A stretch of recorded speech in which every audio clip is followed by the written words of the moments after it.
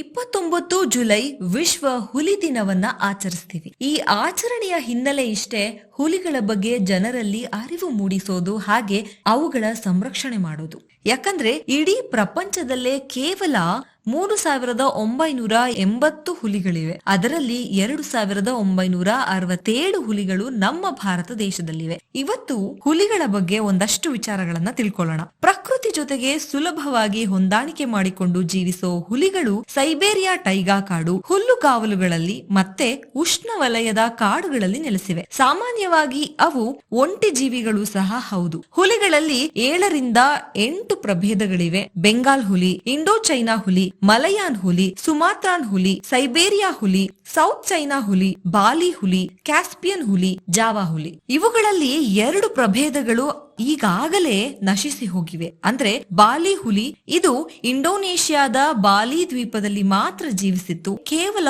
90 ರಿಂದ 100 ಕೆಜಿ ತೂಗುತ್ತಿದ್ದಂತಹ ಇವುಗಳು ಹುಲಿಗಳ ಪೈಕಿ ಅತಿ ಸಣ್ಣ ಪ್ರಭೇದವಾಗಿತ್ತು. ಮಾನವನ ಬೇಟೆಯ ಹುಚ್ಚಿಗೆ ಬಲಿಯಾದ ಈ ತಳಿ ಸಂಪೂರ್ಣವಾಗಿ 1937ರಲ್ಲಿ ಭೂಮಿಯಿಂದ ಶಾಶ್ವತವಾಗಿ ಮರೆಯಾದವು. ಮತ್ತೆ ಜಾವಾ ಹುಲಿ, ಇಂಡೋನೇಷ್ಯಾದ ಜಾವಾ ದ್ವೀಪದಲ್ಲಿ ಮಾತ್ರ ಕಂಡು ಬರುತ್ತಿದ್ದಂತಹ ಹುಲಿಗಳಿವು. ಈ ಹುಲಿ 1980ರ ದಶಕದಲ್ಲಿ ಪೂರ್ಣವಾಗಿ ಮರೆಯಾದವು. ಇವು ಕೂಡ ಮನುಷ್ಯನ ಬೇಟೆಯ ಹುಚ್ಚಿಗೆ ಹಾಗೆ ಪ್ರತಿಷ್ಠೆಯ ಹುಚ್ಚಿನಿಂದ ಬಲಿಯಾದ ಪ್ರಭೇದ ಅಂತಾನೆ ಹೇಳ್ಬೋದು. ಮನುಷ್ಯನ ದುರಾಸೆಗೆ ಅಳಿದು ಹೋದ ಪ್ರಾಣಿಗಳಲ್ಲಿ ಇವು ಸೇರ್ಕೊಂಡಿವೆ. ಆದ್ರೆ ಸರ್ಕಾರ ಹಾಗೂ ಸಂಬಂಧಪಟ್ಟ ಇಲಾಖೆಗಳು ಈ ಕುರಿತು ಯೋಜನೆಗಳನ್ನ ಕಾರ್ಯರೂಪಕ್ಕೆ ತಂದಿವೆ ಹಾಗೂ ಹುಲಿ ಸಂರಕ್ಷಣೆಯಲ್ಲಿ ಯಶಸ್ವಿಯಾಗಿವೆ.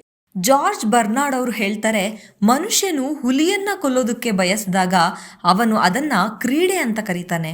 ಅದೇ ಹುಲಿ ಅವನನ್ನ ಕೊಲ್ಲೋದಕ್ಕೆ ಬಯಸಿದಾಗ ಮನುಷ್ಯ ಅದನ್ನ ಕ್ರೂರ ಪ್ರಾಣಿ ಅಂತ ಕರೀತಾನೆ.